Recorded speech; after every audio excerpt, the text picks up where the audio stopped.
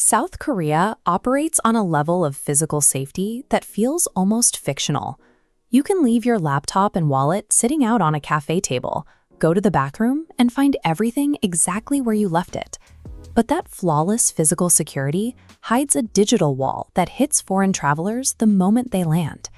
If you try to navigate Seoul using the global tools you rely on at home, like Google Maps for walking directions or Apple Pay for a coffee, you will find your directions leading nowhere and your payments rejected. This flowchart shows the choice. Stick to your global default and you hit dead ends. Switch over to South Korea's hyper-specific local ecosystem and the entire country opens up.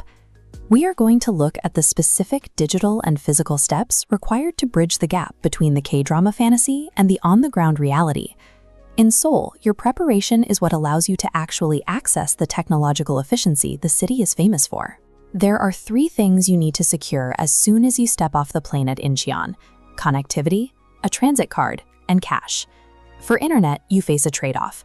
Renting a daily pocket Wi-Fi is cheap for quick visits, but if you're staying longer or want to avoid carrying an extra device, spending around $46 for a 30-day local eSIM card with unlimited data allows for much more flexibility.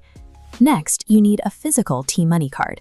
You pay a one-time fee of about 4,000 won just to get the card, which enables tap-and-go access for all buses and subway lines.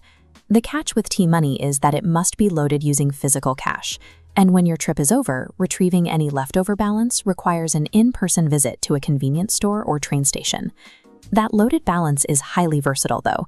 You can use your T-Money card to buy snacks at a convenience store or pay for a taxi ride across town. Outside of transit, South Korea is a heavily cashless society.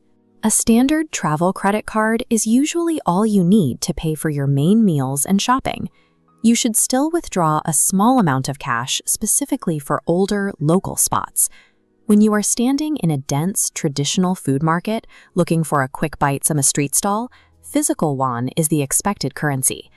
Taking 30 minutes at the arrival gate to sort out these physical and digital requirements eliminates almost all the transactional friction for the rest of your trip. Once you have your wallet sorted, the immediate challenge is moving your luggage an hour away from Incheon into downtown Seoul. This quadrant chart breaks down transit options. In the low-cost, high-effort corner is the AREX train. It's fast, but forces you to drag suitcases through massive subway hubs. The airport limousine bus costs more, but drops you directly at hotel clusters, saving physical effort. This cost-to-effort math also applies to landmarks.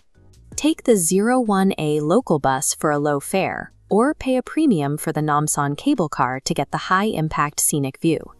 Once you drop your bags, physical transit takes a back seat to the navigation tools you use on your phone. Because of local security laws, Google Maps cannot provide accurate walking directions. It often points you in a straight line through buildings and highways. Naver Map is the necessary substitute. You need it to route complex underground transfers and identify exact subway exit numbers, which is essential for navigating stations that span several city blocks. Pair Naver with Papago, the translation app. You can point your camera at street signs or physical menus to get accurate real-time translations. Mastering these transit trade-offs and using the local apps transforms an intimidating megacity into an easily navigable grid. With logistics out of the way, you can start optimizing for where you actually want to spend your time.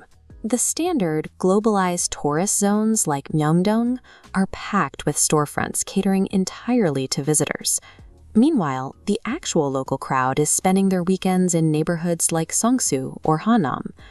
Accessing the cafes and pop-ups in those neighborhoods means dealing with massive waitlists. To manage this digitally, locals use an app called Catchtable. Here is the catch. Registering for Catchtable waitlists often requires a local Korean phone number.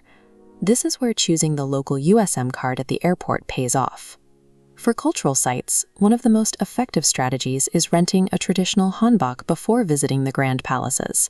You spend around $11 and some time getting fitted, and you are vulnerable to the weather.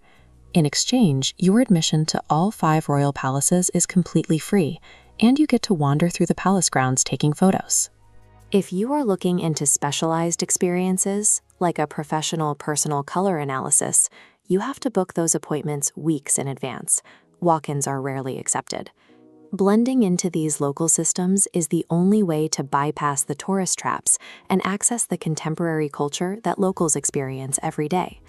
The reality of visiting Korea is a contrast. You are physically safer here than almost anywhere else, but the logistics are built on a strictly local logic. This checklist brings these inputs together. You have your airport requirements on the left, your apps in the middle, and transit strategies on the right. Clinging to global apps will leave you lost. Fully committing to the local digital ecosystem turns Seoul into a frictionless, easily navigated grid. Screenshot this summary to keep these tools handy as you navigate the city.